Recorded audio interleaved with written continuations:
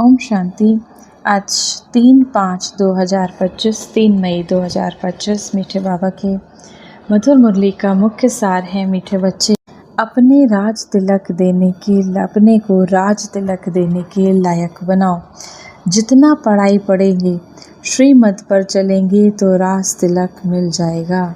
जितना बाबा के इस ज्ञान को हम अच्छी रीति से पढ़ेंगे, शिव बाबा की मत पर चलेंगे तो हमें राज तिलक मिल जाएगा। प्रश्न है आज की मुरली से, किस स्मृति में रहो, कौन से ध्यान में रहो तो रावणपन की स्मृति विस्मृत हो जाएगी। उत्तर, सदा स्मृति रहे कि हम स्त्री पुरुष नहीं, हम आत्मा हैं। हम बड़े बाबा शिव बाबा से छोटे बाबा ब्रह्मा बाबा द्वारा बरसा ले रहे हैं।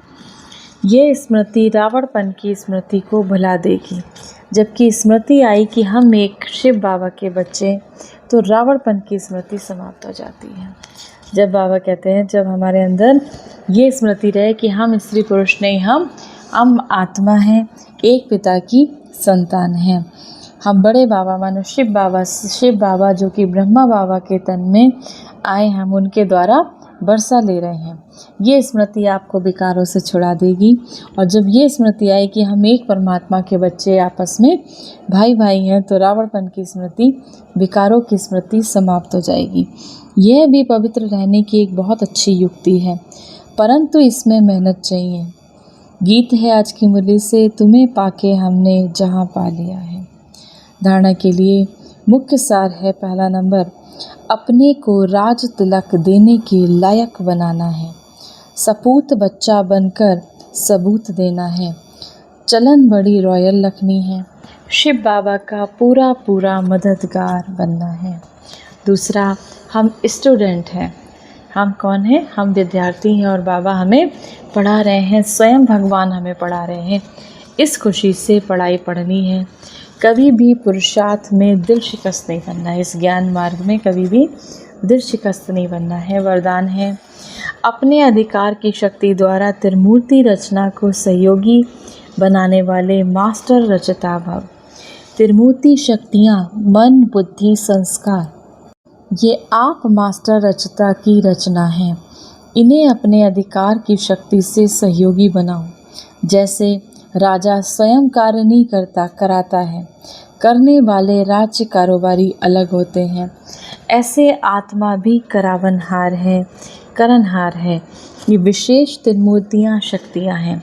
तो मास्टर रचयिता के वरदान को स्मृति में रख त्रिमूर्ति शक्तियों को साकार, कर्मेंद्रियों को सही रास्ते पर चलाओ।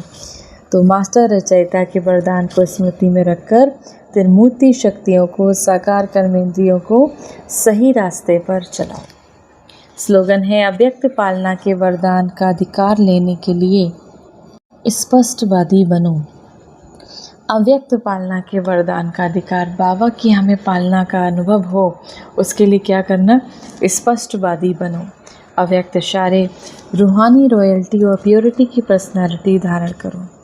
पवित्रता सिर्फ ब्रह्मचर्य नहीं, वह तो फाउंडेशन है, लेकिन साथ में और 4 भी हैं। क्रोध और सभी साथी जो हैं, उन महाभूतों का त्याग, साथ साथ उनके जो भी बाल बच्चे, छोटे छोटे अंश मात्र, वंश मात्र हैं, उनका भी त्याग करो। तब कहेंगे प्योरिटी की, रूहानी रॉयल्टी धारण की। शिव बाबा हमें पवित्रता की, रॉयल्टी की प्योरिटी बता रहे। कैसे? बाबा ने कहा कि पवित्रता एक अंश मात्र भी विकारों का ना रह जाए, क्रोध भी ना रह जाए। बाबा कहते हैं उसके भी छोटे छोटे जो ईर्ष्या, निंदा, द्वेष है, ये भी ना रह जाए। तब कहेंगे प्योरिटी की, रूहानी रॉयल्टी धारण की। आज की मुरली से सम्मान का अभ्यास करेंगे। मैं मास्टर पवित्रता की सागर आत्मा हूँ, या फिर मैं परम पवित्र आत्मा हूँ। 1 मिनट के लिए पवित्रता के सागर शिव बाबा की याद में अपने मन बुद्धि को स्थिर करेंगे। आइए, मास्टर प्रेम के सागर बन इस संसार को प्रेम का सकाश दे।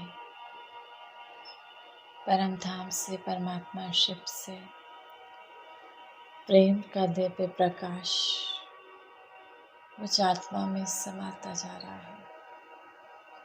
मैं आत्मा मास्टर प्रेम की सागर बन गई, प्रेम स्वरूप बन गई। मेरे रोम रोम में प्रेम का प्रकाश बह रहा है। अब ये प्रेम का प्रकाश, ये ईश्वरीय प्रेम की किरणें मुझ आत्मा से निकलकर इस पूरे संसार में फैलती जा रही है।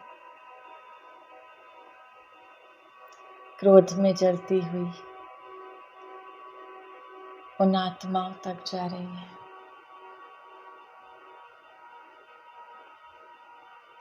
वो आत्माएं प्रेम से भरपूर हो गई।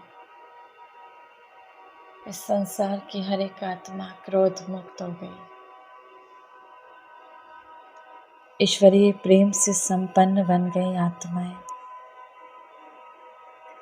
पावन बनती जा रही हैं, प्रेममय हो गई।